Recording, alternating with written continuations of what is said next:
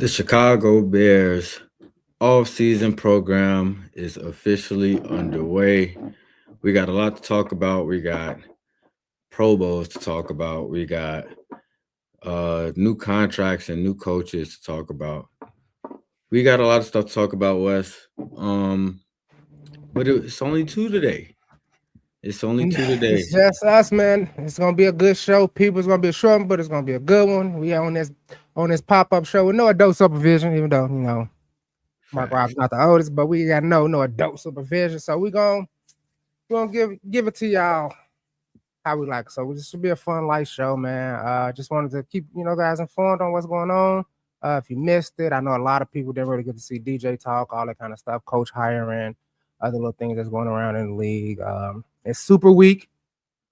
I know we should be in this game. I felt like we was almost there. Yeah. But it is what it is. Yeah, man. Let's just get into it. Hopefully we can get to some Q&A, get some guys up in here, get some people in the chat. So we'll hang on as long as we can, bro. Let's get to it. I had to turn this fan down because I feel like you can hear it. Can you hear it? No, I didn't hear anything. Oh, okay. You're all good. All right, well, I'm gonna leave it on. First off, how you feeling though? I'm good, man. Long week of work, but I'm always good when I get to come in and do a show. Come in and talk Bears. It's easy. It's easy when you're a fan too. At the same time, you covering your favorite team, digging into your favorite team. That's always a good thing. I mean, I don't think I could do like national media and talk about other teams that I absolutely do not care about and some that I hate. So I'm feeling good today, man. How about yourself, bro? How we feeling today on this nice Friday? You took it long week at work for sure, but it's Friday. It's Friday. I'm ready to go ahead and get my relaxation on. Super Bowl weekend. Yes, Pro Bowl just passed. NFL honors just passed. And I will say I don't feel like it was a whole lot of hype for this Super Bowl this year, but the all the little celebratory stuff that they do during Pro Bowl week and stuff, it's kind of made me more interested in tuning in because I wasn't even really thinking about it too much before this. Yeah. So what up? Go State of Mind. What's up? We getting Vikings fans in here first. Yeah, that's a problem. Take notes. All right, Take thank you. There you go. Thank Talk you. your shit. I'm finna say we Yeah. can't have no Vikings fan in here first. But what's up, man? How we doing today, bro? Skull State of Mind, stick around because we might do a Q&A at the end if we got enough time. And I got some questions for you about what's going on with your team, just how you feeling and stuff, because I'm not really I don't watch a whole lot of Vikings media per se, but from what I do see, because I see a lot of stuff about the NFC North, it just feel like it's a lot of unanswered questions that y'all gotta, try to figure out. But for sure though, Wes. Yes, sir. The Pro Bowl game. I don't want to call that shit no game, dog. Let's be real. Let's keep it 100. If Mark Rob is there, we're gonna shout out Mark Rob. Hopefully he watching. Hopefully he tune in. If he not, he in relaxation mode. He put his PTO in for today, y'all. Yeah, he put his PTO in, but he can jump in the comments. It's all right. Take 5 minutes. I don't call it the Pro Bowl. They call it the Pro Bowl games or whatever. It's a Pro Bowl event. It's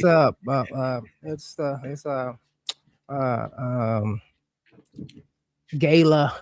It's a soiree. That's a shindig. Good word for it. It's just we'll get together. It's just the best players that's not in the Super Bowl getting together, having fun, talking.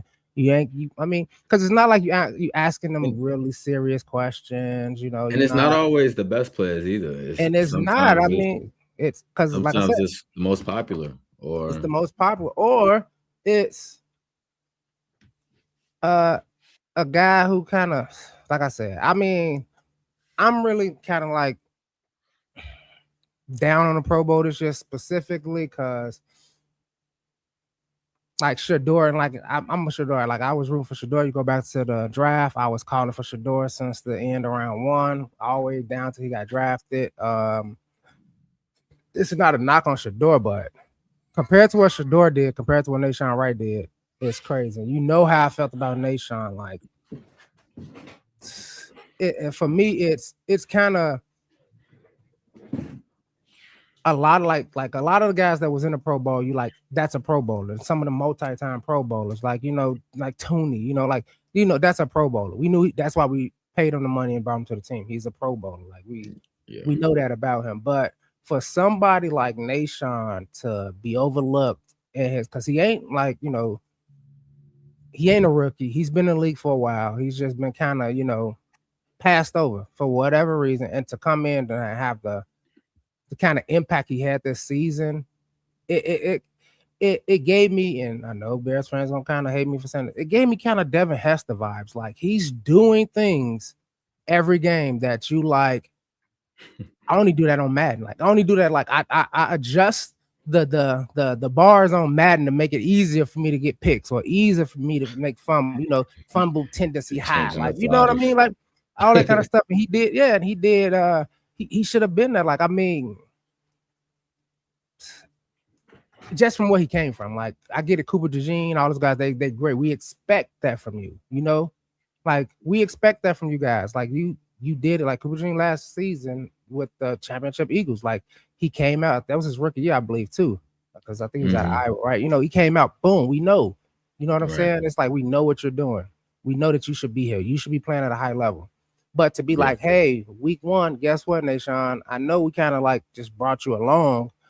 You probably wasn't even supposed to play. You was behind basically Stevenson in the preseason, off season draft, depth chart kind of thing. Like, and then you come out and you basically, I want to say, led the teams in takeaways. Yeah, 8. No, was it KB? No, he had takeaways. KB had interceptions. KB had total interceptions on the team and the league. I'm just in takeaways. Period. Yeah. Takeaways, it was Nahshon. Mm-hmm. Well, and my whole thing is like, okay, go ahead. And I because I want to get because he did play in the Pro Bowl. I did watch when I finally saw him, and I did get to see him play. We'll get into the actual game, but how I felt about Nahshon. Like, what was week 9 and week 10, something like that. Like I'm like this dude right here. If he do it again, I'm gonna lose my mind. If he do it again, and he kept doing it and they kept doing it. And this is a guy who probably wasn't even supposed to get no time. Right. He was supposed to be like Velus Jones in the Super Bowl with the Bears, but didn't do nothing. I wanted to get that off my chest too, but you go ahead. You got it, man. Well, let me ask you this then, because we did talk about it earlier, right before the season ended, that Nahshon was the Pro Bowl snub, but prior to that, everybody looked at this season like this before Nahshon. It was Tyreek Stevenson. What is he gonna do after basically turning the lights off on the entire team with the Commanders thing, which I didn't really feel like I think that really hurt his confidence, but I think higher powers hurt the confidence of the entire team much less than that one play or prior to, you know what I'm saying? Like I don't think they believed in that leadership. I think they were trying to force belief into that leadership, but it by that time it was kind of like if you had one play to sum up, what the identity of this team is, that's what it was. Bad parents. Bad parents. And I get it, and we talked about it too, and I said bench him. Yeah. Who gonna step up next? Who gonna step up? I think he didn't start that game, and then they put him in later the next game. He won series. Right. That's what it's called, gentle parenting, as they call it nowadays. That's my cousin right there, Jay Will. What's up, bro? I don't know if he needs to go, but that's actually what I was gonna ask you, is because we talked about like there's a possibility Nahshon's not here. He might walk and go get a bigger payday from another organization. But the whole idea of this season for Stevenson at the start was to kind of reestablish who you are. Yeah, Do you yeah. feel like he did that, even though It he was had limited snaps? it was definitely we was calling for him to a redeem season for him. He felt like Mhm. he owed us a lot. I wouldn't say he redeemed himself, but he made a case. He played well. He should have played better. I mean, even last season, the season prior, when JJ went down, it was like, he was supposed to be the next man in line because, I think there was week 1 he had to pick 6 for the win against like Will Levis or whatever. It's a no-fly zone in Chicago. Yeah. Okay, we like that. Okay, cool. We want that, but you have to do things to say things. You know what I mean? Like Yeah.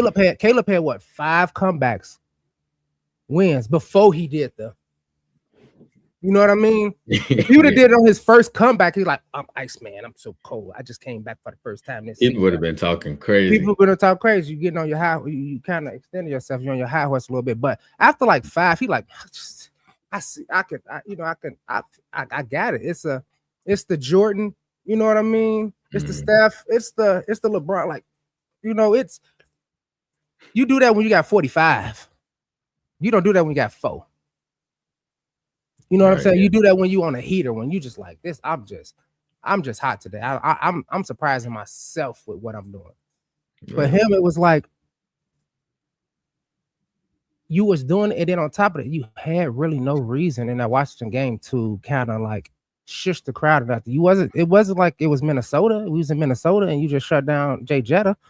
It wasn't like you was at New York. You shut down like Neighbors or like one Chase. It was. Yeah, Terry McLaurin, who a lot of people kind of was like, is he a number 1? Is he not? So I just felt like he was all right. It's questionable. And you know me, if it's between Nahshon and Stevenson, I would rather have Nahshon on a team. Because for me, it's like y'all said before, like being sticky and being close and, getting some bat downs, all that kind of stuff. If he catches it, you tackle him, okay, first down. I can take some bad coverages because it's gonna happen because there's some great wide receivers, like and Jibber gonna cook you. Like some players out there that's gonna cook. It's just hard not to get cooked as a corner. But if you can take the ball away once a game. Like if you think about the theory of a whole season, you know what I mean? Like I think about Montez Sweat, 1 sack a game. That's 17 sacks in a season. That is crazy. You know what I mean? Like if your defense can get think about the Super Bowl team that was taking Peanut Tillman. Like Peanut, that's what he was. Peanut he wasn't considered like a real, coverage kind of corner. He was really known for, all right, if I see the ball, it's my ball kind of thing. And and that Bears defense made taking the ball away a priority. And, we went to the Super Bowl, I believe, too. So I believe taking the ball away is way more important than a bat down because the next time you come around, you give him another chance to bat it down. You take the ball out of his hands and get an interception. Hey, guess what? Go sit down. Yeah. Right, go sit down because you're finna sit down from anywhere from 4 to 8 minutes because my offense is finna drive the ball down, kick a field goal to get a score. And then now you got to come back out there. You don't got that. I just ran a good route. Now I know what he's doing. I can come back right then and there and do it again. You got to go sit down. And then, what if it's the end of the half? Now you got 30 minutes of halftime. What if it's the end of the game? And like what happened to us at the Green Bay? Like that was it. It was over. That was the end of the game. You intercepted the ball. That's it. If you would have batted it down, was that a 4th down when we threw the interception? Caleb? Yeah, against Green Bay. Against Green Bay. I thought you was talking about against the Rams. No. I think that was 4th down. Yeah, it was. Yeah, the one with Keyshawn Nixon caught it. Yeah, Keyshawn Nixon, that was 4th down. Okay, but I was just saying. Okay, let me hypothetically. Let's say it was 2nd down, 3rd down. He just batted the ball down. Now you're giving them 2 more tries to do it again. But you intercepted that again. You know what I'm saying? That's what I was saying about like how Stevenson is, and he just ain't on that level of like yeah, you're not gonna get picked on. No. Would you feel so if Nahshon walks, would you feel comfortable rolling him out there with JJ? Stevenson? Yeah. Yeah. Okay. It's not like and that's what I want to get. I am not like saying Stevenson's a bad cornerback. I'm not saying he's not a good cornerback and he can. I just know that he should and could be better based on what I've seen. Like we said, I think at the last episode, a lot of those guys you playing under your talent. Yeah. You know what I mean? So that's how I feel about Stevenson. Like you should have been. We should have after getting JJ and Stevenson. It should have been like, dude, we got 2 fucking solid corners, you know. And then you bring in Gordon. It's like, man, this is 2005 Bears. That's Nathan Vasher, Mike Brown.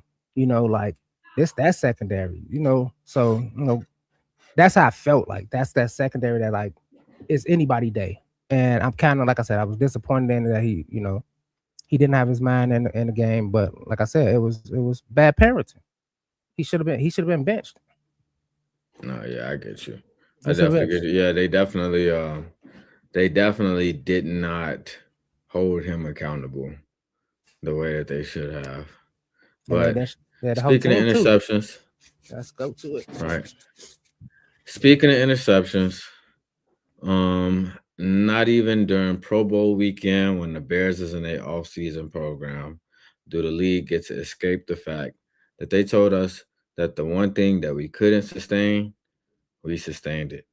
And they went to the Pro Bowl and showed exactly why. So we're gonna take a look. I know that. The rookie Sanders. Oh, not his fault. Oh no. The tip. Hustle, flags thrown everywhere, pandemonium. Players are on the field. What is happening? He's doing the stinky. Or snap type of thing. I agree. Wasn't to be. Shador, that's out of the end zone. I think no. That's spectacular toss. Shador Sanders. Unfortunately. Oh, I beg your pardon. Wrong team. That's a pick, right? Yeah. I got excited. I saw the I thought we were going to get our ceiling shit. He can still sling it. I know that. The rookie Sanders. Yes. So. And that's the coach of the Bears, man. That was this season, and that's why I'm so happy for this. This season was so good. It was so great. It was so great, especially having to come from the season that we endured last season. Like you said, I had to sit up here in front of this camera every post game last season, and just to see it and just to. It's like 9 days. Yeah, but the thing about it is, I was a fan believer because I'm a fan. I believe in this team right now. Super Bowl next season. Like, I'm a fan. Like, Super Bowl next season. Yep, sure. Don't ask me again, kind of. But up here as somebody that has to kind of like look at what's going on, look at like what the team is, the structure of the team, like what we got to do and where we got to go. As the season went on, it was the podcaster in me started believing in this team. Like, nope. Let's say, because I'm questioning it. We down on them like early in the season. Got to get the operations down. Got to get out the huddle on this. Caleb got to do this, or this person got to do this. And I can't really think of a player that didn't really show up this season on this team for the most part, bar injuries and all that other kind of stuff too. But man, those guys went out there and played football this year. They went out and played football. They was competitive.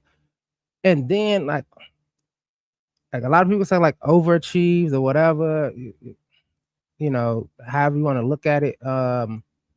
But dude, I'm not, I'm really not surprised, honestly, because like I said, I had them at 11 to 12 wins, honestly.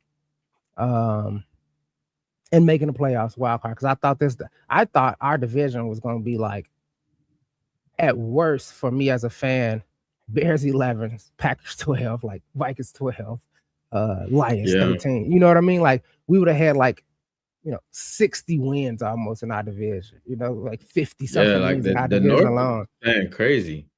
Yeah. The North, like it's tough to win in the North, and Yeah. I was saying that I thought the Bears was gonna get 10 in a wild card spot. I Mhm. didn't think that it would take what it took to even just get in, though. Like Yeah, for we sure. clinched the division, but we had to win a lot of games to get that Yeah. 2 seed. Like it was a 2 fight seed, bro. it was a fight to week 18 Yeah. for spots. Like, so it was tough. It's tough when you're in that conversation, though. Right. Yeah, and it is. And it's like if you was watching the season and you just not, you know what I mean, and you what they call a fair weather fan. You a fair weather fan, you just like blue and orange, just like your favorite colors or whatever. Cool. If that's the case, you could be a Broncos fan too, I guess. But True. This team was at a point where they was gonna, if everything would have went their way and they kind of would have played their ass off. I'm not saying that they didn't, but like it was a point where we were number one in the conference. Yeah. No, before the season started, we were talking about trying to possibly win our division, and how I want to use the words far-fetched, but how difficult that would be. We were talking about possibly 50-50 they make the wild card, 50-50 they don't, but have an improved season. People were talking about, Ben Johnson going to come. They won 5 games last season, so he's going to add 3 games. So the Bears 8.5 over under was what Vegas and every casino told us. Yeah. And I told everybody, I said, I'll take the over. Everybody else take the under. I'm like, I'm taking the over, dude. I'm gonna take the over. I'm gonna take the over. Yeah. How I'm looking at it. I said it before, like if you watched these games that we played last year, you would know, like, if they, like, we got a new coach and stuff this year, so it's a whole new system, whole new language that they learn, a whole new, community of people that they learn, and all that stuff. So you never know how that's gonna go until it's going. But if you watch those games last year, like, you had no problem saying, like, if they get the right coaching staff, this team is gonna be smoking people. Because when you looked at what Caleb did at the quarterback position, he was putting up numbers comparable to some people that's like middle of the league, but they took 25 to 30 less sacks than he did. You know what I'm saying? Like, nobody putting up 3,500 passing yards and getting sacked 68 times. Like, that's never been done. You know what I'm saying? Like, that's so it's like when you watch that and then you look at some of these games where we lost because of time management issues and stuff like that, it's like, it's just like, if they just get rid of the problem, take the Band-Aid off and get him up out of here, and just like start really building around this regime while you got this quarterback early in his contract. Like, don't wait till year 2 or year 3 to be like, we need to make a change. Then you knew, like, this year they would have been way better than the 5-win team. So it's like, I'm glad that we had those people doubting us, and in some capacity, I'm glad that some people still do. They doubt some of it, like, this team and what this team about and stuff like that, because the element of surprise is gone. You know what I'm saying? But those people that keep doubting is the people that keep getting proven wrong. So like, and for sure, and like I said, even when before last season started and we was predicting Caleb's rookie year and all this other kind of stuff, and I had high hopes. I had 9-10 wins. Like, I looked at it, looked at Caleb, what he can do. And if anybody was watching this, and obviously by now, Mark Rock, I'm a big component, big fan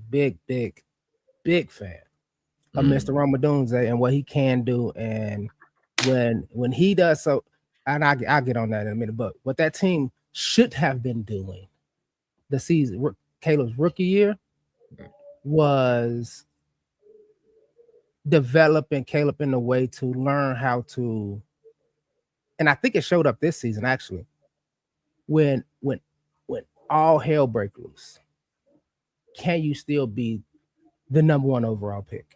Yeah. in that first rookie season, he didn't know. Didn't nobody keep telling him? Didn't nobody? They kind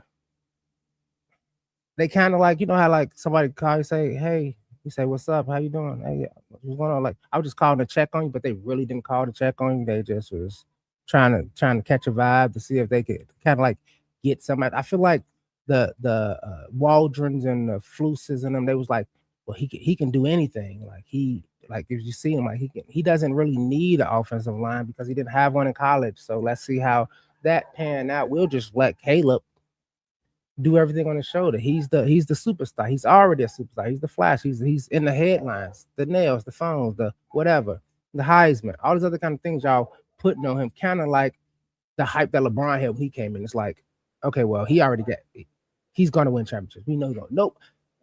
We expected LeBron coming in the league to win championships because we knew how raw talent and everything was. That's how I feel like they did Caleb. And after 7 years of almost getting there with a bunch of shitty things and nobody trying to put nothing around them, trying to be cheap, like we're gonna just give it to you. You know what I mean? You can do it by yourself, and that's not how it works in football for sure. And I think that's what they did to Caleb. Instead of coaching him up in a way to kind of say, hey, look, it's bad out there, but you can do this. Or even having a game plan of, hey, dude, we just gonna roll you out. Kind of how they did Jaden Daniels that first year. And everybody, oh, Jaden Daniels are great, which I like Jaden Daniels too, coming out of college too. But it's like Jaden Daniels are great. They made that offense based off what he needed. So they knew they wouldn't be in that situation. Go keep rolling them out. We're gonna make him have the choice of roll out, throw the ball deep, throw it short. And if the defense is soft, he can run. If they coming down, he can throw it over top. He can find the holes in the coverage, yada yada yada. Right. Yeah, the primarily running it out of gun, a lot less single back and stuff like that. Yeah, I get that. You know what I mean? Like that's what they were doing. And then, like I said, what they did with Caleb was, I screamed it all the previous season, his rookie year, like, why is it an empty backfield when our O-line is trash? That make no sense. It made no sense. And then, like, you started, it's like, I know what y'all doing. Like, I could sack Caleb his rookie year. Like, it was that easy because the game plan was that stupid. And for me, it was like, if your boss, like, know you're not getting paid enough or not working enough hours, and he's like, oh, yeah, and he call you, you're like, hey, you got work for me at home? No, you said I'm kind. But then he, what's it called? He texting you, like, iPhone games, like chess or battleship. You know, you can send the games on your iPhone or whatever. You can play like, yeah. If he doing that with you all day, it's like, why are you playing games with me when I supposed to be out making money? I feel like that's how that regime did Caleb his rookie years. Like they was just laughing it off, giggle, ha ha ha. You know, it's Chicago. What I mean, if we have a sucky quarterback, you know, they not really don't care because they never had one. And it was like no.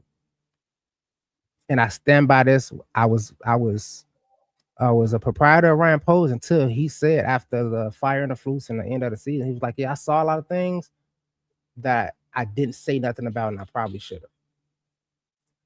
And that right there, not the draft picks, not who he picked, not how the roster, nothing. That right there made me be like, you should have fired them motherfuckers in September. Right, like you let it get to 10 games in and stuff like that, and it's like, yeah, we get it that it's never been done in the history of the Bears or whatever, but who the hell cares? But yeah, we definitely in a different era now. Under a new regime. We got award-winning players on this team. We got some first-time award winners. Right. We've had Player of the Week awards. We had all type, like we had like this team has definitely been getting a little bit of recognition from, you know, across the league throughout this year. I feel like they put a stamp on who they were and that they're not here to play. But some people still doubt. But what I want to do is I want to take a look at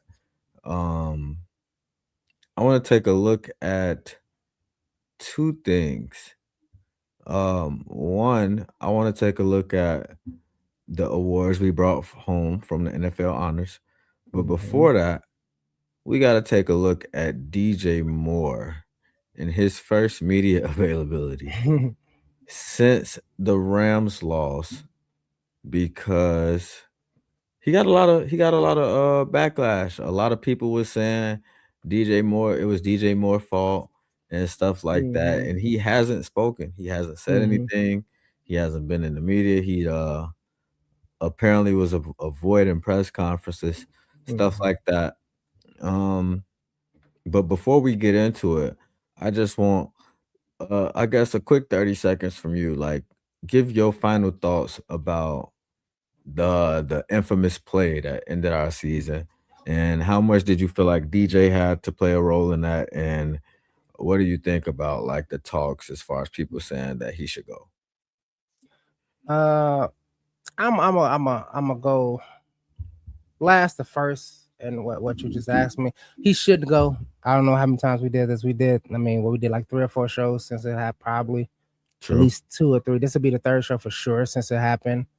No, he shouldn't go at all.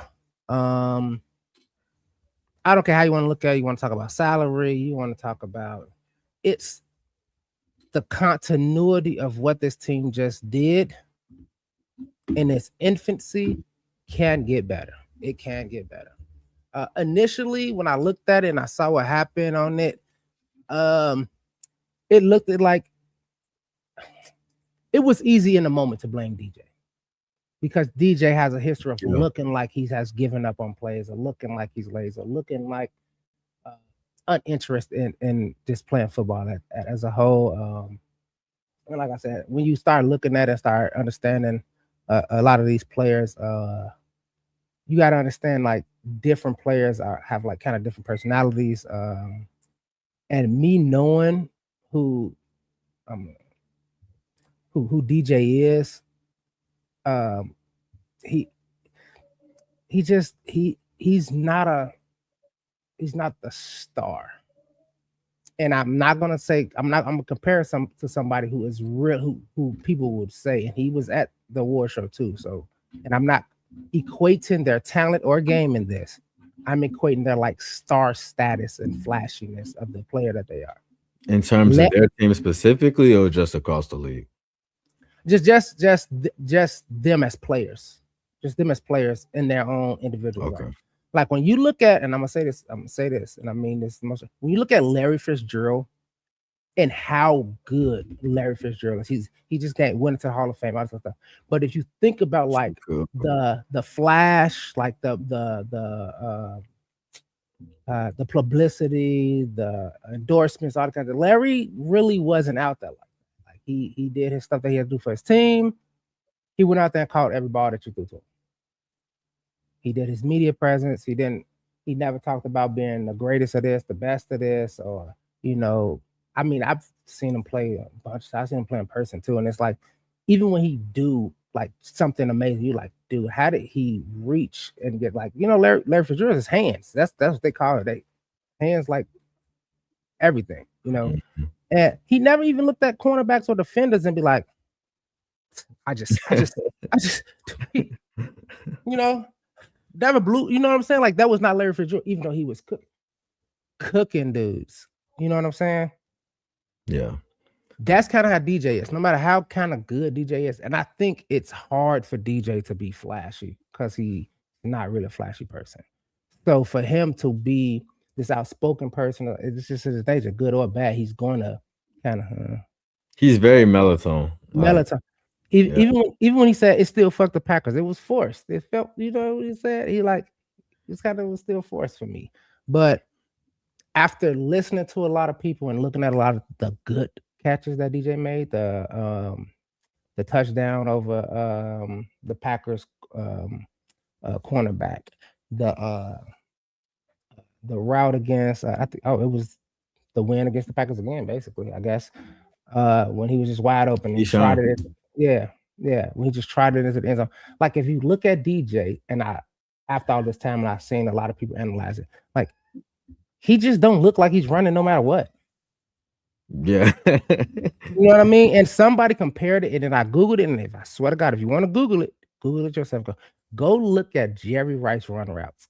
He is not moving. He doesn't look like he's moving. He's like he's buffering, like you know what I mean. It's like one arm is just still out there. He moved like 2 yards, and the other arm come out. He doesn't look like he's like this like hyper like you know what I mean. He doesn't feel like he's zooming. You know what I mean. And he's one of the best wide receivers in his. And I think that part of DJ's skill set that you can't really see, it bothers people because it doesn't look like you were trying that hard. And I said it. I think if you add that to the body language conversations and when he is frustrated and stuff, he's a head hanger here. Middle of the game, right on camera. Then the situation where it was like he ran off the field before the play was over. Yeah, like he ran off the field before the play was over. That kind of stuff. I think DJ and that's his personality. He's like, outside of what I have to do for my job, like I don't take my job home to my wife and kids. Like I go home and I'm a husband and a kid, and I do my community service, all that kind of stuff. And a lot of people saw the body language and all that kind of stuff. DJ he's a loyal, hardworking person. So I think when stuff ain't like right, I kind of told him that he like wear it on his sleeve, like he wear it on his sleeve. He was like, that, you know what I mean? It's like, I can't believe we messed that up. We went over that 1,000. You know what I mean? It's like when you trying to teach a kid something and you show them the letter A and they go A, and you do it 30 times, like A, and then you go B, and you go C, and they get A right every time. And like 3 weeks, like, look, my son on A, B, C, and then 2 months later, you already went to like H, and you go back and you go like, what's this?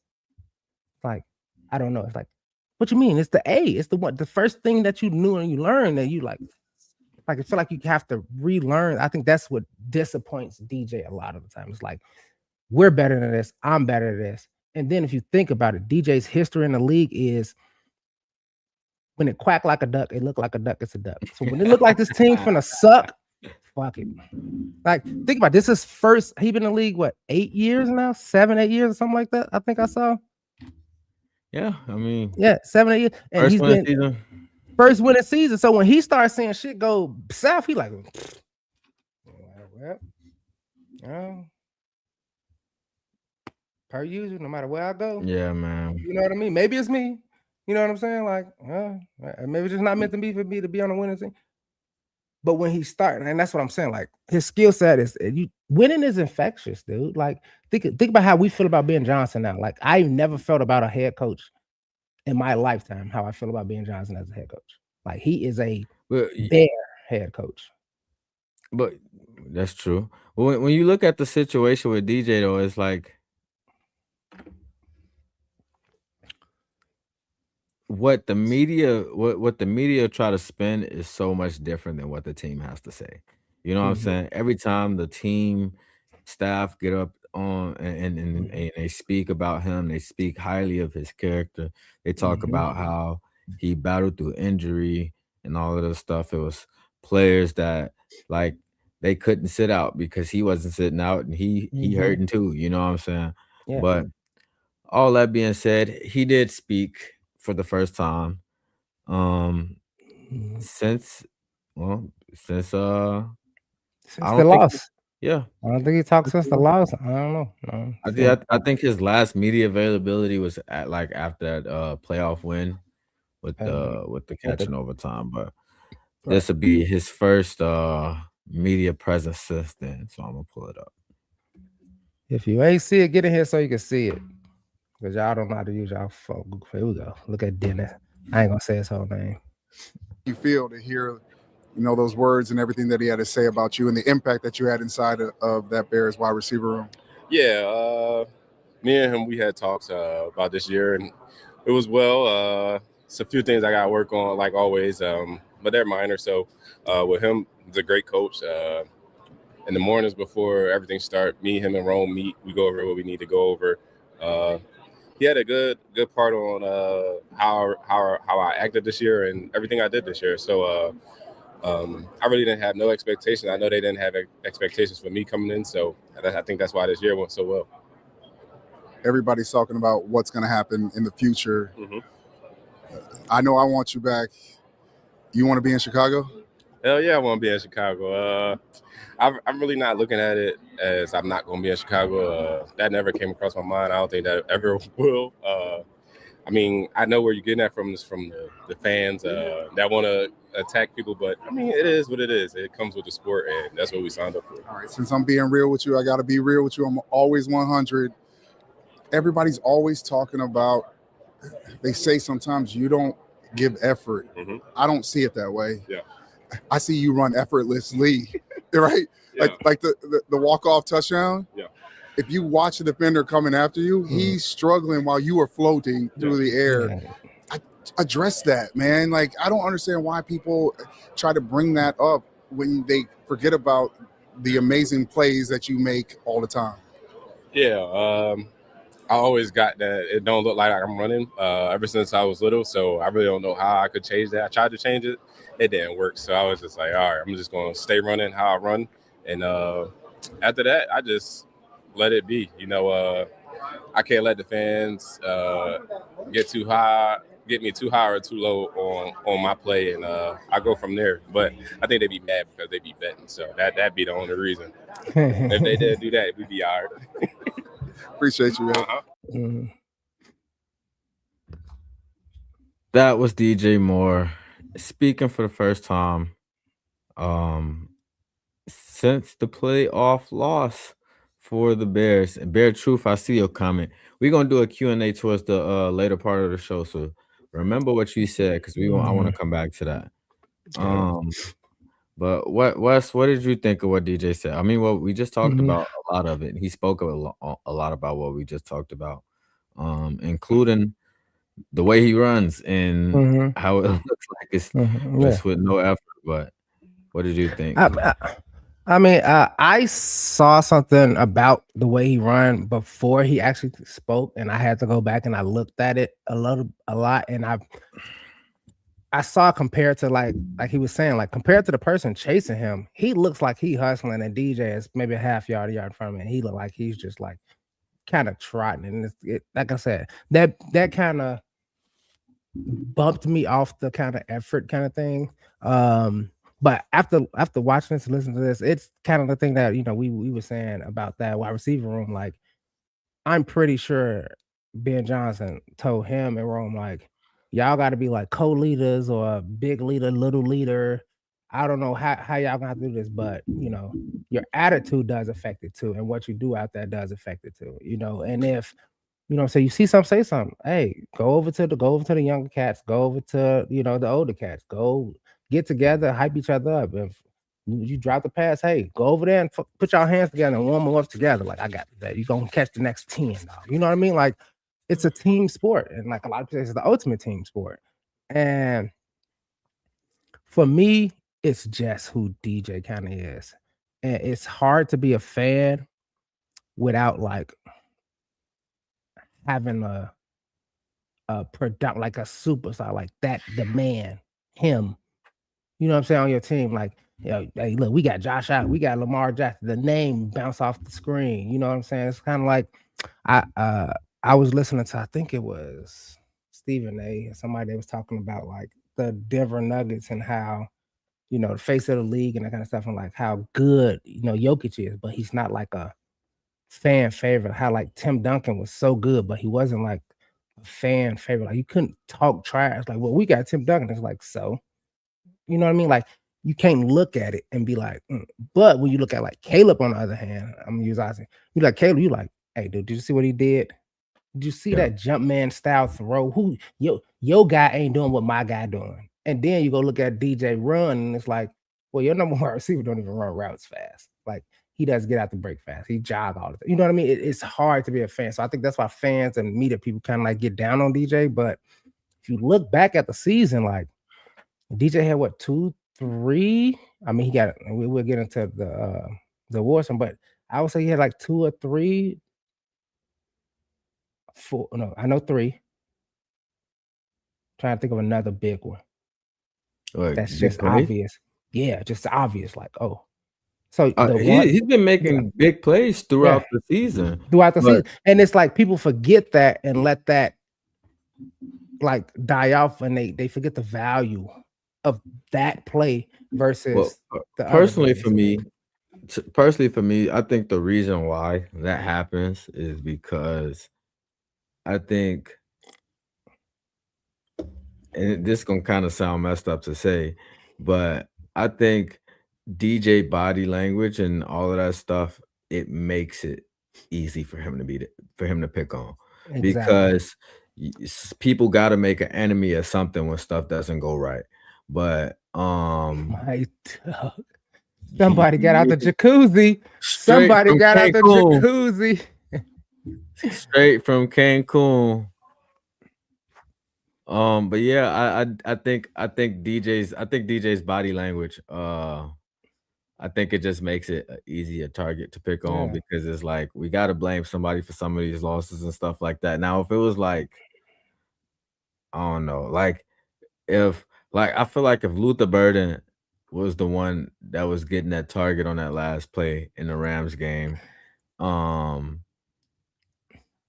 conversation would have definitely been a little bit different. It'd have been different. It would have been like, I mean, Luther Bird did the kind of the same thing early in the Packer season. game. Early in the Packer game, remember when he was exactly. it caused a pick. It caused the same thing. And So- nobody really said too much except Caleb when he screamed at him on the sideline. And that's the funny thing, is because early in the season, why was the media talking about Ben Johnson don't trust him? Because he didn't know the fucking playbook. He don't know the playbook. So and that's the thing. like, and that's what I want to say to people, like Yeah. how this offense just went out there and had, I mean, an amazing, and I'm gonna call it an amazing season. And I said in the context of things, like people, you can go look at like the Rams or the Eagles or like, Pat Mahomes, like these other teams. It's like this was their first time doing a lot of these things for Ben Johnson, who came in and was like, hey, look, I'm finna implement all these new kind of things. You know what I mean? And this is what we're finna do. Install. This was their first season doing this. And then on top of that, they didn't not only just kind of execute a lot of what Ben Johnson wanted that offense to be, or want this offense to be, they all got to show their individual talent as well. You know what I mean? Like, like I said, Rome, I consider Rome missed the first down. Like, I wish he was Mr. Touchdown. He needed to turn that into Mr. Touchdown, because he dropped like way more touchdowns than I can say. But yeah, like that early in the first season, he did one against the Cowboys we talked about, and then so you we know what I talked mean? about this last one. So, and there's room to grow. But before this season started, when we was there, we was like, hey, look, we're gonna get some grace to this offense and Ben Johnson and what they're doing, because this is all new to them. This defense is gonna have to carry them. This offense carried the fuck out this defense, even though this defense led the league in turnovers. I'm gonna go ahead and put him up though. I'm gonna go ahead and let you have this. I'm gonna let you have it. But man, look, my birthday is in, what's today? The 6th, 5th. I got like 22 days. It's the last day of this month, and I know I look. Okay. Yeah, and I know I look like them, but yeah, not even close. Don't ask me nothing about no zodiac signs, because I don't know nothing. I'm a Pisces. I don't know nothing. Well, I know mine, but I don't know. Yeah, I mean, I know a little bit, but yeah, man, it's. I just want them to play. I just want week 1 to start next week, because I want to see them be better already. You know what I mean? Like, I want them to be better already. But with the whole DJ thing, it's like he said before, he sit down with him in Rome every day and all this kind of stuff. And I'm pretty sure in his exit interview, he said the same thing. Like, dude, I mean, I'm not mad at your play. Like, you put some big plays up. You were there. I mean, even what was the one when was it the Browns when he jumped over the 2 people and caught the ball? And it was like, how did he catch it? Kind of feel like he caught that. And he flipped the ball up. Like, that's what DJ did for y'all this season. And then y'all mad at his 1 or 2 guys. But I do think that DJ definitely needs to kind of be a mentor and be forced kind of into that mentorship thing. And like I said early on in the season, when they were talking about who's going to be doing this offense, I said it has to be Caleb. Caleb has to be the top leader on this defense, on this offense, even if he's not ready. It's been King's throughout history, 13-year-old kings, 15-year-old kings, 18-year-old kings. You don't have to wait till they my age to make them king. You gotta, hey, that's your job. Do it.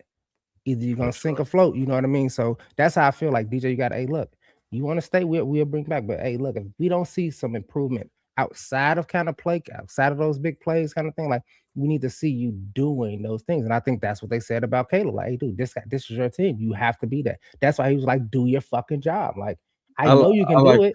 I like that because to me, it feels like if DJ was more of a leader, but he played this quote unquote gadget role that they have him play, I wouldn't feel so bad about his 28 million.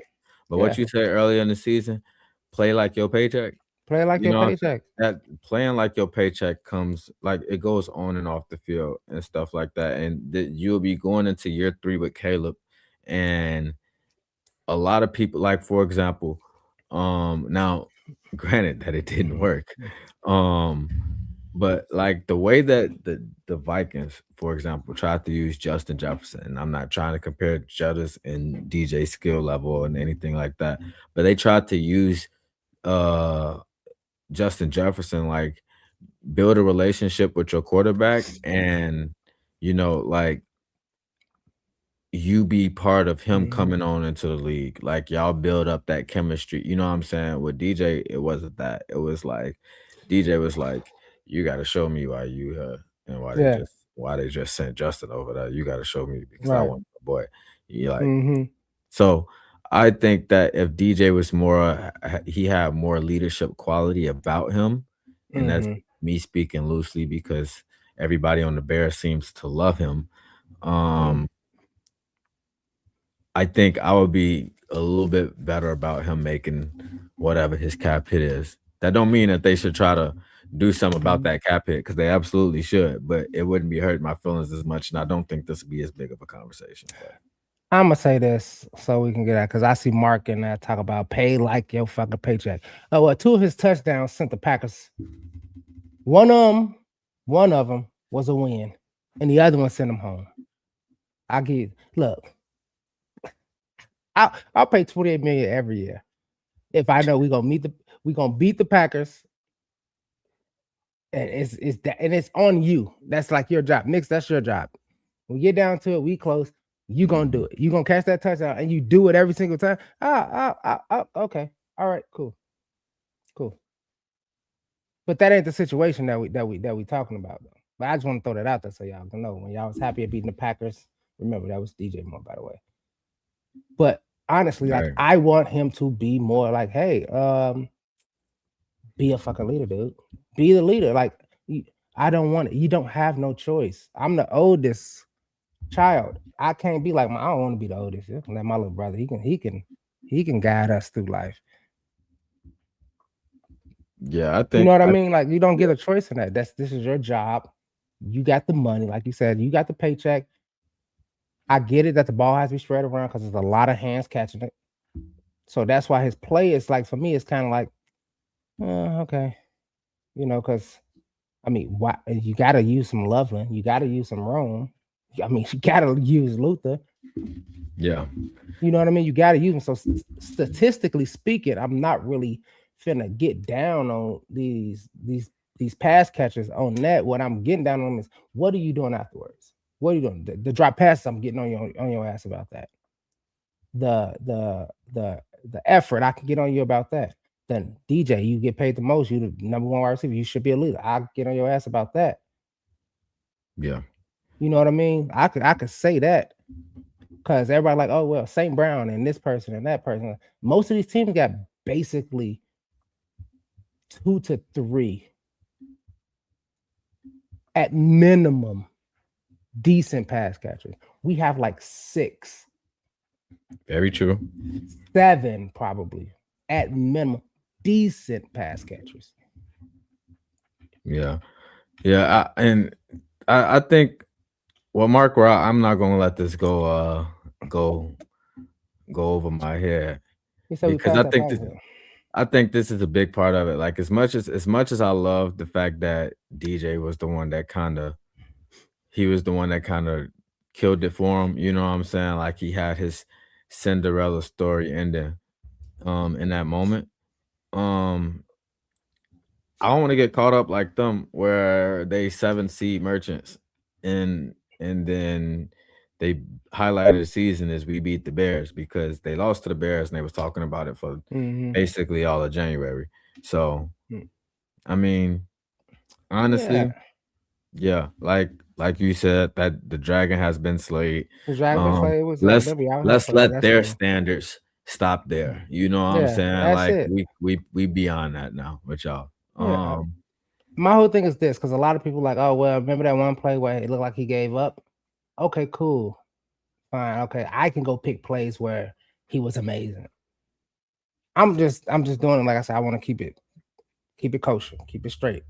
So if you're gonna say he gave up on this play, and then I can go to the 3 plays, and 2 of them was against the Packers, who either gave them a loss and then sent their ass home to Cancun on top of that, to where Mr. Mark Robb gets to go to work and be like, "What? You should have had your Caleb jersey by now with your big bear chain on. You should have walked in work on your truck. You should have had it hanging out, flapping in the wind, flags, bear flags, and all up and down Wisconsin." That's because that's what they do to us. Like they ain't won shit really. They harp on, well, we keep winning the North. It's the reason Tomlin stepped down. It's not like the Steelers was a bad team. They was always over 500. They was always close to making a play. Like, but it's just like, damn, at some point in time, this becomes the floor and you just laying there. Yeah. That's the Packers right now. Winning our division is their ceiling at this point. That's all they care about. Beating the Bears, they just chrome it out. You know what I'm saying? So yeah, we did that. We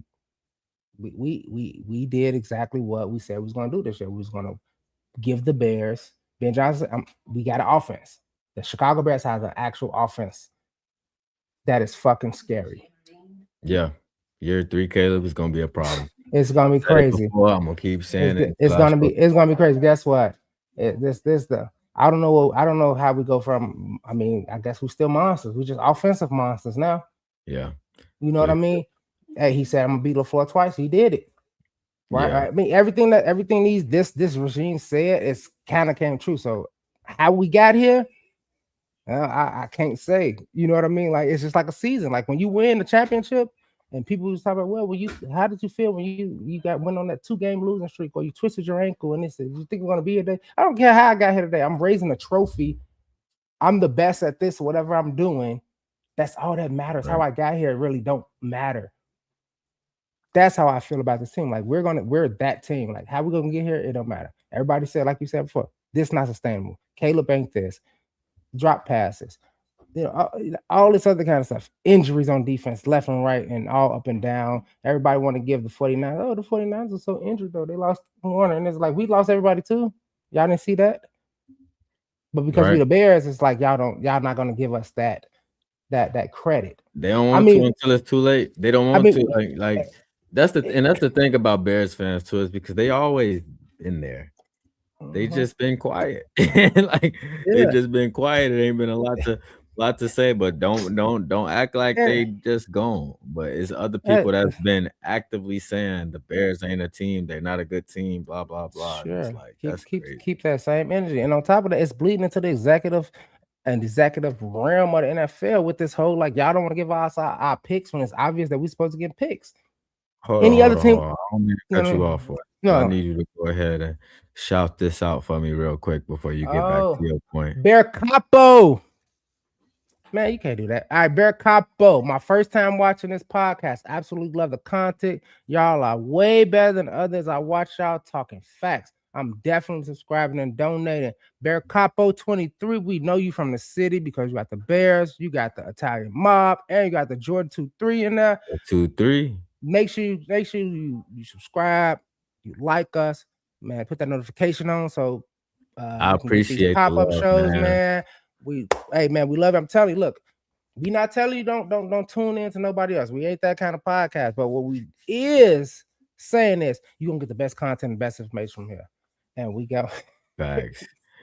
And we gonna go ahead And we will talk We got a about super this chat. We got a super chat. because Bears Capo, this is your first show with us, but we missing a co-host today. Host leader. And he was also the one that just dropped this super chat. So let's go ahead and talk about it. Is Caleb Williams a superstar to US? Yes. Yes. Yes. I like that. And my whole thing is this, like, but the thing about it is, like, it's a lot of stars in sports. It's like a star. Like Vince Carter was a star. Like, but a superstar, who was it? Like Drew Brees. Well, he was a star. Phillip Rivers is a star. But a superstar is Peyton, Tom, Pat. Like, yeah, you know what I mean? Like, they just the dudes that when you do something, you just you spill your drink, you drop your food, you look up and you go, oh my God. And people are like, oh, well, it's plenty of people who do those kind of things. Like, yeah. I've seen great plays. I've seen Rex Grossman throw a 60-yard bomb that was nasty. I'm like, damn, sexy Rexy has got his he in his bag. He's a superstar now. He just had a one good play. Caleb, keep fucking doing it. That makes you super. That's your super ability. Bear Truth said it better than I could. Yeah. Yes, with a capital S. S. Capital SUPERSTAR. And I'm from Chicago. Put 6 points on that star. I'm clipping that. Get up out of here, man. He's a superstar. He put in the league. Madden even. Did I send it to y'all? Madden even gave him his own ability. Yeah, you did. You did. Last season, his rookie year. Remember his rookie year when Saquon did the reverse hurdle, and they gave him that ability in Madden where he the only one could do like the reverse hurdle kind of thing. That's how good he is. That's how good he is. Yeah, he is a superstar. Swear to God. Do I just say clip that, or do I like? How am I supposed to start the command? Mix it. He said, clip "I don't know." That. I don't know. I said clip that, but if it don't work, I clip it. I think he was saying it at the same time you were saying. He said, he said, mix it. I just said clip that when I was saying it, and he said, don't worry, I'm gonna do it. But no, that's what it was. But my whole thing is like, if he's not a what? Then who is? Sam Darnold not no superstar. He's a good quarterback. Oh. Superstars do unworldly things. Yeah, I think Caleb is I definitely think Caleb is a superstar. I think Caleb has he still has this factor about himself where people ain't caught on yet.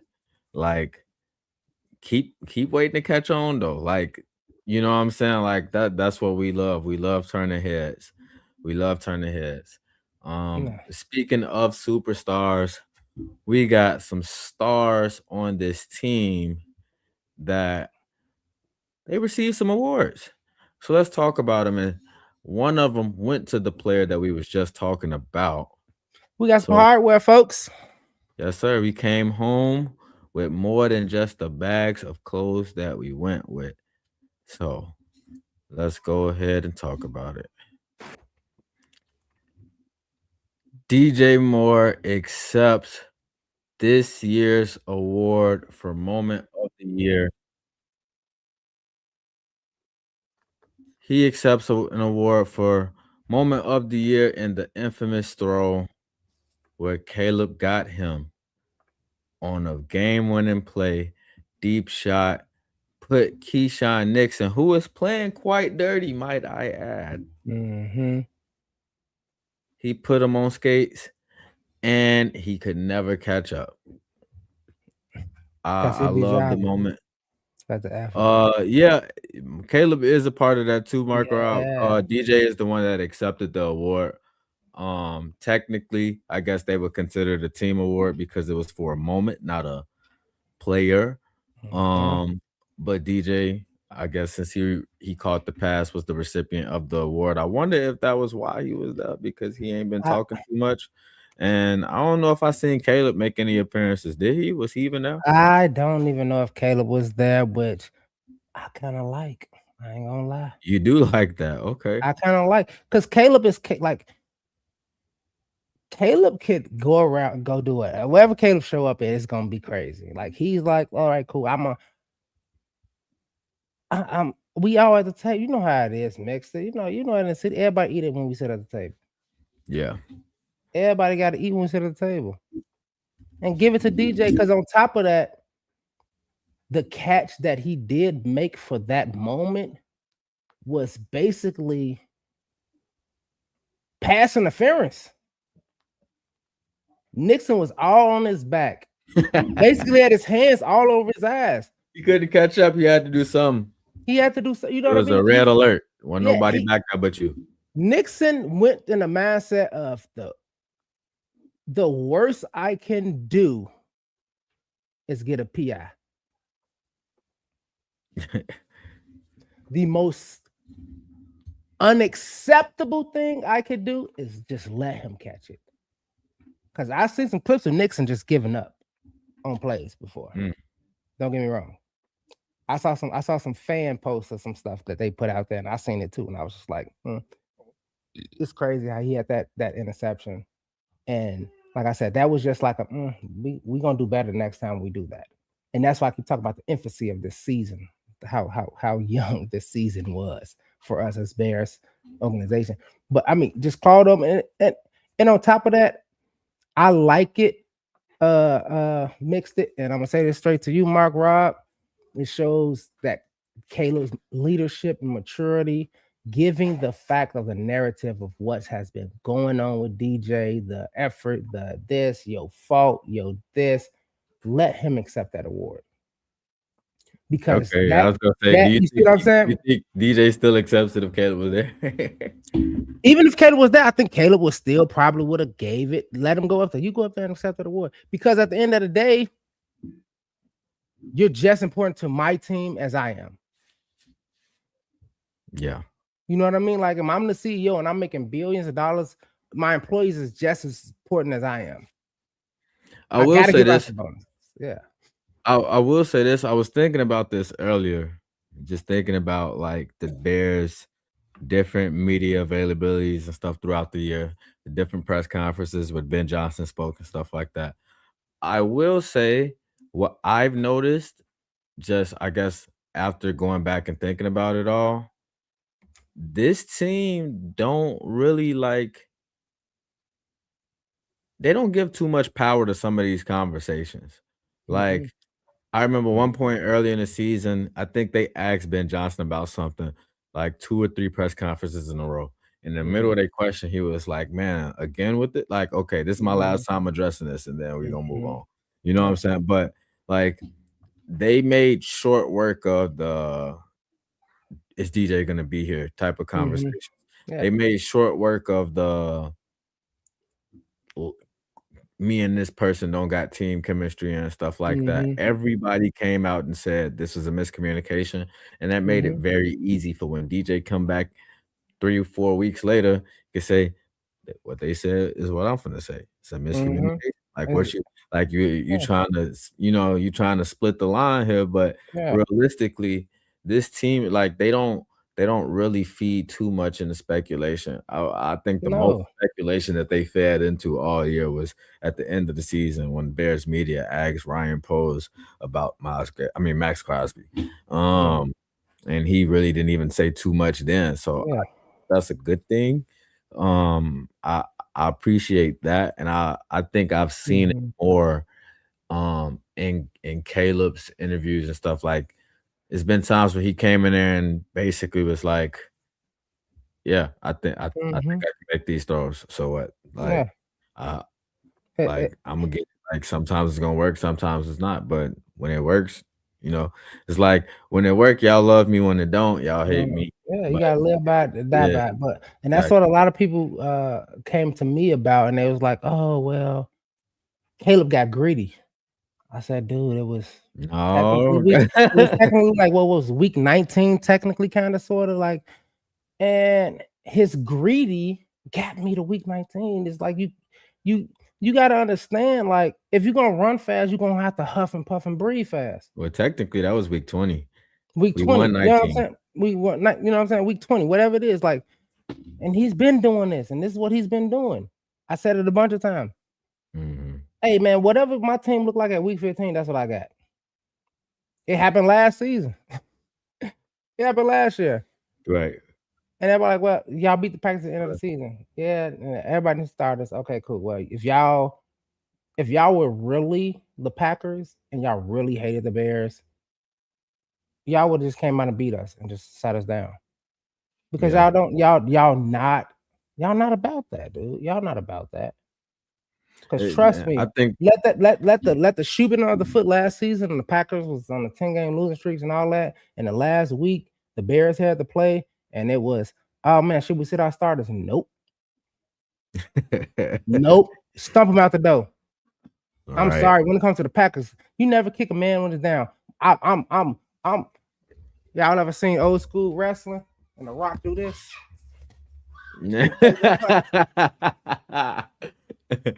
And he run back and forth and people's elbow. I'm people's elbow on the Packers every single time I get. I don't care if they could be 0-16 and everybody could be half dead, all that kind of stuff. I'm putting my best players out there every single time I play against the Packers. I don't want to hear nothing. You know what I mean? The Packers is like that type of team where it's like, no matter what happens, you know, if it was you, they would do it to you. You got to do it to them. You got to do it to them. When you take a chance, they allow you, you got to stomp a mud hole in their shit. Yeah. Like, real hey, look, it's easy as this. As easy as this. And I don't want to sound like a degenerate or a criminal. But if you leave your door unlocked and your window open, you're bound to get robbed. Just saying. I'm just saying. You got locks and you got locks on your windows and doors for a reason. But you leave it open, you know, you walk down a dark alley with your purse hanging out, lady. Guess what? You might get mugged. Like, this is what's going to happen to you. They left the door That's what you left the door open and we won. And you come right in. Yeah, I don't want to hear no excuses after that. And I love the fact how we ended this season with 2 wins against you. I don't want to hear where y'all at y'all locker room now. Where we didn't play our starters now. Where that noise at now? Like all of that. That's why I love this season so much as Bears fans that you can pull from this season to love. And it's like I said, we gonna get on here and we have to do everything on this podcast as podcasters. So we're gonna get into, like I said, the bad on DJ, but as just general Bears fans, all our commenters, everybody that's in there, the fair weather, just that love. It's so much stuff to love about this season that the stuff that we need to fix is so minuscule that it's crazy. That's how I just feel about the situation now. And it's gonna be all right. It's gonna be fine. And I'm happy DJ got to accept the award because that's what you do. You take care of your people. You take care of your your cousin come over. Your cousin come over for the summer. He ain't bring no clothes. Like, man, go in my closet. Get that hardwood classic. You know, Jerry West. Yeah, right. That blue and orange in that, man. Got some Jabot jeans in there. What size shoe you wear? 9. I got some 9.5 all blacks you can put on, dog. We finna go to this They're juke. They gonna be big, but they're gonna be a little big before on this juke joint. Man. Put the rubber bands down there on your bottom of your boat, bro. Go on ahead. We finna go out here. We gonna party because you ain't finna go out there. My family ain't finna be out there in this world looking like nothing. Like, we're gonna take care of each other. And that's how this Bears team is, and that's so great. Yeah, they protect each other. And she speaking said of protecting, we got one more award to talk about. No. One more award to talk about. But before we get to it, if you're still watching, if you tuned in, make sure you like and subscribe to the Black Bear Podcast. One word, no spaces. We just talking authentic Bears talk. Real voices, real opinions, real follow-up on some of the news that's going on with this team.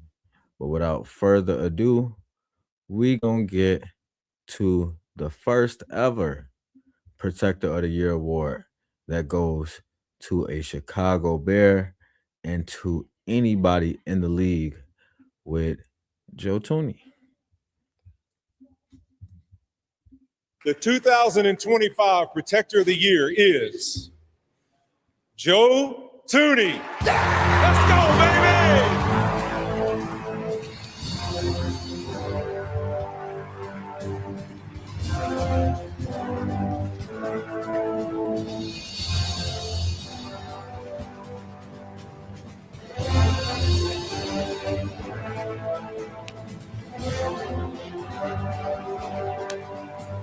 They gotta do some. They gotta have some better music for that. They gotta have like some. Like I don't like that. Like some. Thank you very much. Thank you to the NFL, stuff. the panel, and Deion Dawkins for the creation of this award. I'm not a one-man operation. I have a great support system. My family, my parents, my siblings, Marissa, my cousins, my friends are back home. All the former teammates that I've had, O-linemen, the brothers that I have that I've made. I appreciate you. You're a big reason why I play. Thank you to the Bears organization, all the coaches I've had, former line coaches throughout the years, Coach Scar, Coach Heck. And I really appreciate all the former linemen who have played in this league, the unsung heroes of the past who have laid the foundation for us to play today, the game that we know and love. Thank you very much. He was getting choked up. He was getting choked up, but shout out to him, Joe Thuney. Yet again, having a successful season. The first ever protector of the year goes to a Chicago Bear right after the infamous 68 sack season. The very next year, we have the protector of the year on our team, and it is not by accident. So what did you think of that choice, Wes? All right, so I'm gonna get y'all, like we said, like my man's like, what? I'm got you new, you jumped in, you gave so much love. Bear Capo 23, Capo 23. I'm like, you're gonna get into my list of names. You just keep coming in. I got you. I got two things to say before I jump into this. As Chef West, this is just as somebody who watched football. It is so great to have Joe Thuney on the Bears winning this award for the first time ever. That's going to stick forever. So, like I said, Bears fans, we talk about the 85 Bears, we talk about Devin Hester, we talk about, a lot of these things, Peanut Punch and all these other kind of things that we hang, George Halas starting the NFL, basically, all this kind of thing. This is something you can hang your hat on, Bears fans, as the first ever protector of the year. I guess it'll be three things I got to say. Secondly, Joe Thuney probably would have won this, whatever team he was. I think Joe Thuney would have won this, no matter whatever team he was on this season. He's just that good. Obviously, you know who he is. I like Joe Thuney back when he was a Patriot. No sacks allowed. Just Joe Thuney been doing this for. Dude, like I'm happy, and I do want to thank the NFL for finally giving the offensive linemen something to brag about. Mm-hmm. Something to brag about. It is great. And the third thing I got to say before I really get into how I feel about Joe Thuney in the season is he wouldn't have won it if that dude that handed it to him was playing this season. Because I guarantee you. Oh, really? I think if Jason Kelce was still playing, I think they would have just gave it to him just off the strength of it. That would be honestly, I don't know. I think they would have had to had like mirroring seasons. Mm-hmm. Like Jason Kelce would have absolutely had to be just as good as Joe Thuney, because Joe Thuney going to the Bears and doing it made all that much of a difference to me. That's what I didn't say 100%. I just said off the strength of it, off the Kelce, the Jason Kelce, the tush push, the who he is. I think he the only offensive lineman I ever seen with endorsements. I can't remember no other offensive lineman with no commercials, man. Like I got what is it? Uber Eats or DoorDash? It's like he pressed the button, like, you know what I mean? Like his sister-in-law was Taylor Swift. Like off the strength of it, what I mean. I'm not saying that he better or worse, like, but I'm happy that he was the one that presented him the award, all that kind of stuff. Great dude. But Joe Thuney is. This is just me to Joe Thuney. Like I rooted for the Packers for a long time. I'm a Michigan Wolverines fan. When Bledsoe went down and Tom Brady came in, I just wish that he was just competent and he was just kind of good. Blew out. I mean, if you go, I don't know, I don't know if y'all got MySpace, but I think even back on my MySpace page, I had pictures of second Super Bowl, first Super Bowl, third Super Bowl, Tom Brady, way, way, way back then. Tom Brady is like one of my favorite quarterbacks.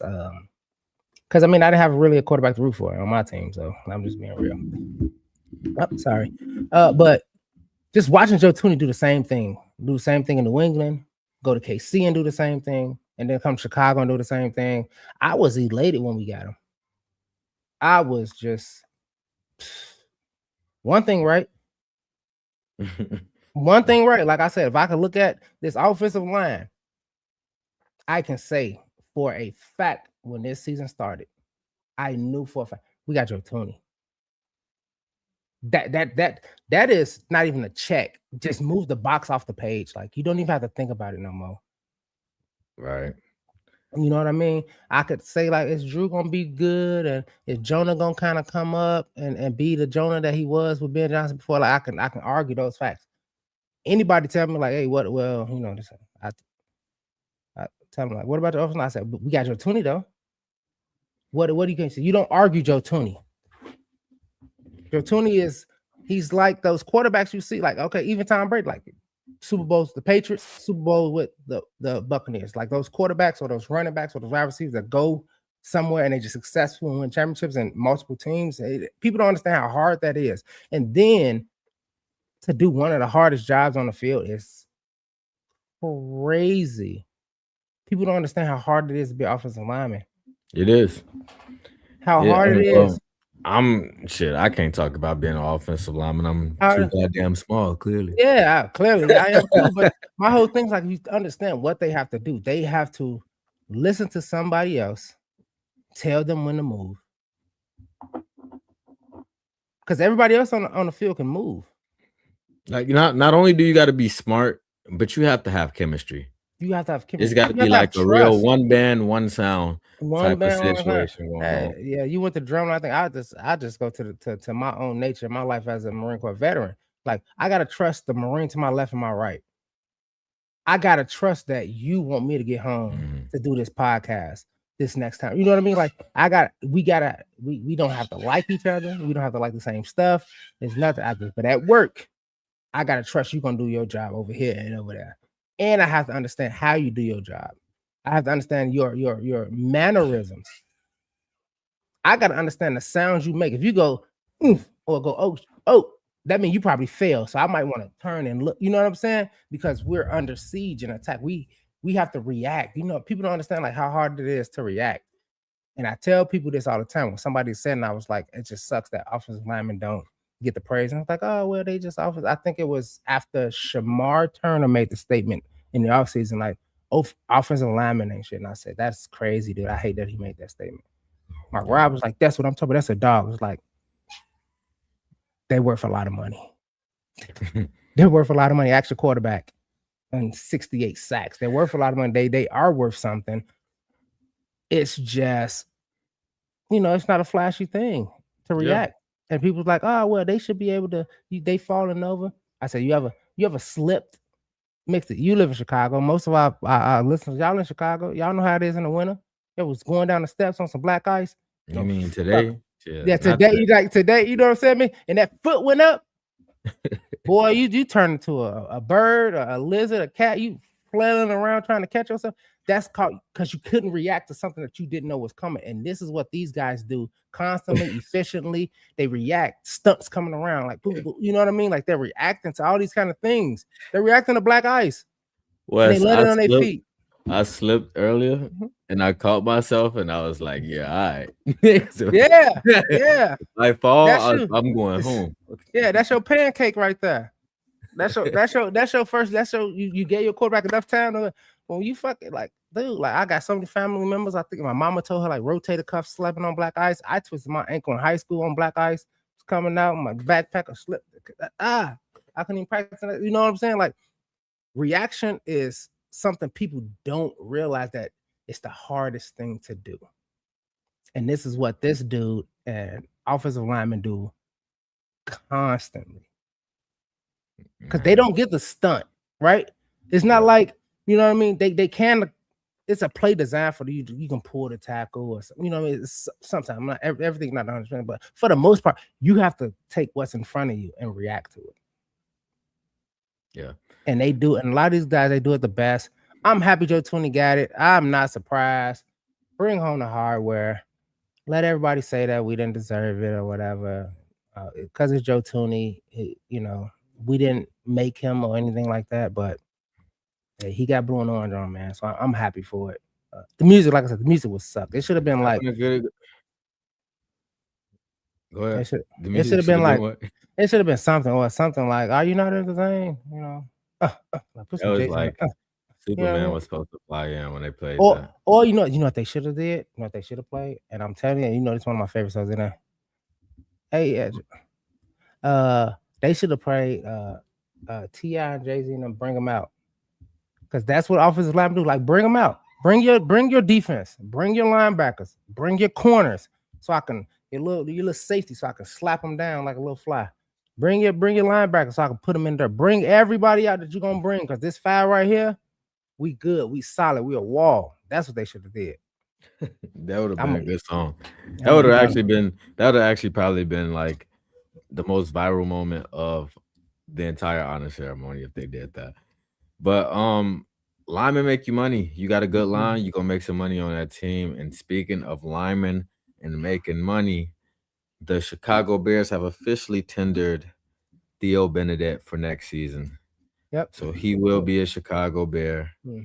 I would just start off and say it was a no-brainer move. If he because he was a registered free agent, he basically, like, he either played for the Bears or he didn't play football. So you go and take that, like, you go and get that contract, take the 1 year. I do think that if he has a good year, especially with Ozzie being out, they might bring a veteran in. They might, try to make another move in the draft again. We'll see how the Bears handles Ozzie being out. But he got a good chance of making himself some money. He on the 1 year here. And if, for the time being, when they put you on the field, if you show something, somebody's going to come and try to get you if you go to free agency and the Bears don't extend you. So I think it's a good move. Ozzie stepped in kind of like a bridge lineman in a way. Not Ozzie. Theo stepped in as a bridge tackle. I think Theo, he can step in at any moment and kind of help. Is he a multi-week kind of lineman? I don't know. Maybe he is, maybe he's not. I've seen him. He looks pretty good. He's a valuable piece.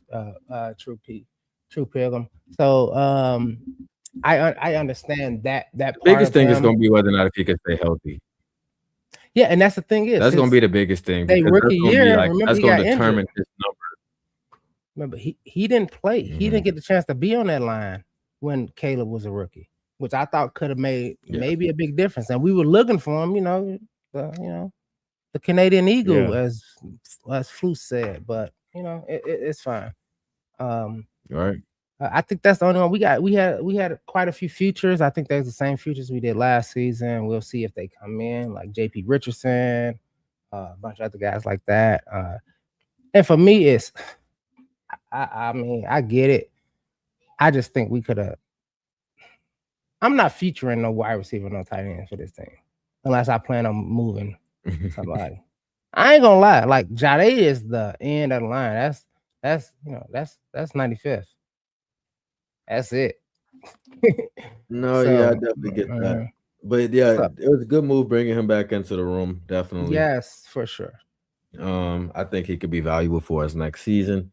Hopefully not too valuable to the point where if he's really good, that he's gonna go elsewhere in search of big money, because we already dealing with a situation kind of similar to that with the Nahshon thing going on. We don't know how that's gonna work out. That's different. Like an O-lineman, I don't think an O-lineman can show that kind of value on tape or on screen. Again, realistically, it's gonna come down to how healthy he can be. He's already established himself as good in the run game. He doesn't have the strongest anchor in terms of pass protection, He doesn't have the strongest anchor in terms of pass protection, but he's a good run blocker.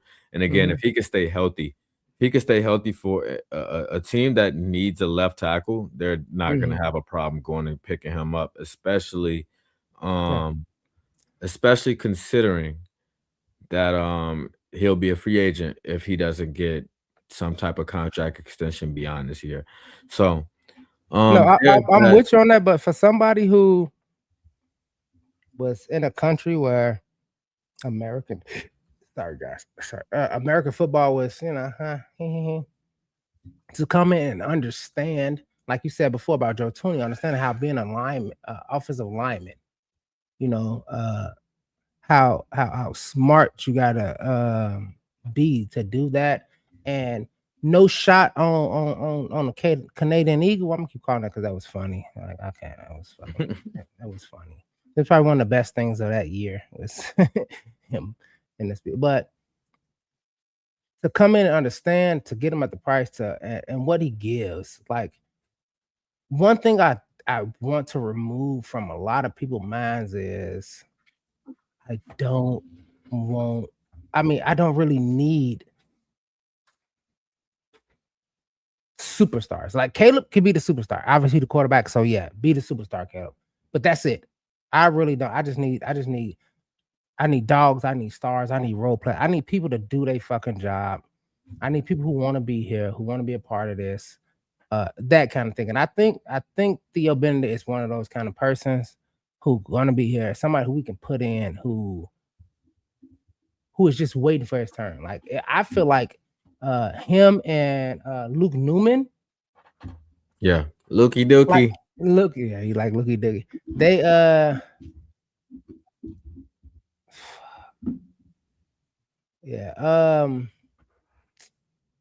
he's just one of those players that when you put him in, like I said, we put him in after Ozzie went out. Was that the Rams game, right? Was it the Rams game that Ozzie went out with? That was the Rams game. No. He went out the game before. He went on the Packers game. The Packers game. And you didn't even know that Theo was in there. I like that about Theo. Theo is, you go look at the clips of Ben Johnson talking about, look at Theo over there. He looked like offensive line. He got the tape on his face, taped fingers, bloody nose. Because you know how you get a bloody nose? Because impact. He's taking that to the face. So you got to figure out how to work that out. And at the same time, you gotta he gotta want it too. He gotta want to be a part of something special, or he just want to get money. It depends what kind of players you get, and you got to build that team culture too. Like, you know what I'm saying? Like Tom Brady won 8 Super Bowls, and he took probably like 5 pay cuts to get good players on his team so he can win those 8 Super Bowls. So, well, I do want to say this because we are running out of time today.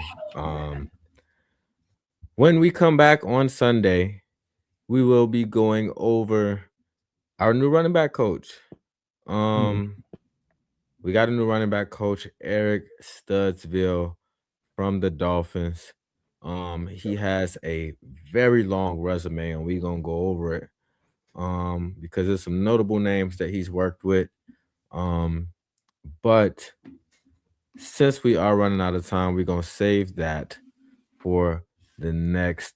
We're gonna save that for the next show with Mark Robb, who's in the comments. In the comments, we know exactly where we're gonna be starting off with when we get back in here. Birthday boy, go in the jacuzzi. Calm down. You've been too much. I just want you to say hi. You in here too much. He's in Cancun right now. He's in Cancun. He probably see Josh Jacobs or Carlson. But let me ask you this, Wes, before we get out of here. Go ahead. Way too early 2026 predictions. It don't gotta be a record. It don't gotta be an award or anything like that. Just give me one thing that you can say, if I was a better man, I'm gonna put all my money on this right here, and you're gonna walk away with it. The Bears are going to be in the NFC Championship next season. Okay, making it to the next step. The next step, you think you got any idea who you feel like is going to be against? You just saying that based on what you know about this team, we're going to be there. I'm just going off NFC and how the NFC is and how it's going. And I'm going off of what the NFL put in front of us because they tried to give us, I think, like top 5 strongest schedule. And it's like, cool. Because what I know about my team is, hey, Graham, what I know about my team is if we keep it close, we 7-11 every single time. Take a couple guys. We snatch that up out the hallway. Out the hallway. We take that off the wall. We take that and snatch that real quick. These teams is gonna have to be almost literally great, close to unstoppable. Like the Rams almost lost that. Like a lot of teams had to be perfect against a team who just started figuring out that, hey, we're a team. We got, I mean, if you go look at it, like week 6, Montez Sweat is in the mic'd up saying, I don't even know half of the DBs. Y'all got another one, Ben? He's like, yeah. He's like, you don't know all the DBs yet? He's like, y'all keep bringing them in. The depth of this. If Ben Johnson and Ryan Post do it right, I can get with that.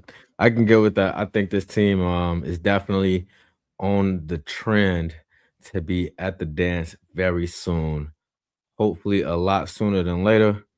I will say my way too early prediction for next year. Barring any unforeseen roster changes. No. Say what you got right now. You got to use what you have right now. I just don't want to. I don't want to say this and then it be some bullshit. And he's not. No. That's why it's called way too early. You don't lose points on this one. This is just way too early. What you got to say? Okay. For what I got right now, NFC Championship. Okay. Because I feel like DJ catches that ball, we go up, we kick a field goal, we win the game. That's NFC Championship. That's how I feel. Way too far. Bring everything back that we just had. That's how I feel. Okay. My way too early prediction for next season. DeAndre Swift, 2 years in a row, is going to break his rushing yards total for a season. This year, he set a season high with, I believe, 1074. He's going to eclipse the 1074. That's where I'm going with it. I think that is very doable. When we talk about this running back coach for next week, y'all will see exactly what I'm talking about. Not next week, this Sunday. This Sunday after the Super Bowl. Don't get too drunk. Don't eat too much wings. Don't get the itis. Get in here and get on the Black Bear Podcast, baby. Tell us if y'all want some money. Yes. I don't know, man. I'm trying to. How you feeling about it? How you feeling about it? Then I'll let you. I'm gonna give y'all my real quick elevator Super Bowl thing. It's like I want the Patriots to win because one of my Marine Corps friends. I don't know if he in here. He probably looking. I don't know what he's doing. He's a Seattle fan. I don't want to hear him from that much talking about his team. But then again, it's like I want them to lose because I don't want to deal with the Caleb Williams versus like Drake May conversation. But then I want Velas Jones ass to lose because he you're gonna get that regardless. You know what I mean? Like I don't want to hear that either. But honestly, and then as like I said, I like Tom Brady. That's why I was a Patriots fan. I like that and Randy Moss and I like Amendola and I like a lot of the players that was on it. I like Mike Vrabel, honestly. Like watching those kind of players, I like them. I don't want them to win. Like I'm 50-50 in a way, but it kind of boils down to I want Seattle to lose just so I can tweet Velas Jones. That's what the fuck your bitch ass get. Man. I'm just gonna be honest. You said that I'm gonna save that for Sunday too because when you bite the hand that feeds you, that's all I'm gonna say. That's all I'm gonna say about Mr. Velas for right now. But when we get to Sunday post Super Bowl, after I done have some liquor in me, I'm gonna say what I want to say. Oh, it's gonna be a good one, y'all. We're gonna be at Super Bowl post Super Bowl, baby. Y'all go ahead. Come on. Please your schedules, Black Bear Podcast fans, please, because we got a lot for y'all on Sunday. Man, True Pilgrim, I hope to see you there. For sure. Well, we gonna wrap this thing up a little bit early, but y'all already know. Tune in for the regular show on Sunday, and make sure y'all like and subscribe because you might not be ready if you don't. whenever All we off decide to season, do we're this gonna do pop up on you. Pop up. Just pop we up. might pop up. You at work, we don't care. We popping up, making sure you doing what you're supposed to be doing. But you also getting your information. If you outside watering your grass, we might pop up. Y'all spend If $1,000 you on getting your our haircut, iPhones. we Y'all might can- pop up. Y'all got $1,000 iPhones, $300 AirPods. Stick them in the ear. For sure. Talk For in sure. and just and hear your boy Chef West go ham. Whenever it's Bears news, whenever there's Bears news, we come in here, we make sure that we try to get with y'all. Might not happen the same day, but it's gonna happen, and we gonna come and we gonna put a stamp on it, and we gonna talk about it in detail every time. As much as we give y'all a voice, we give our own. But until Sunday, make sure y'all subscribe and like Black Bear Podcast. One word, no spaces. Hey, look, Peace, both Wes. Marks got it down pat. Ooh. Be safe on your endeavor, Wes. I love y'all, man. Enjoy the Super Bowl, people. Peace. See y'all Sunday. Take these. Peace.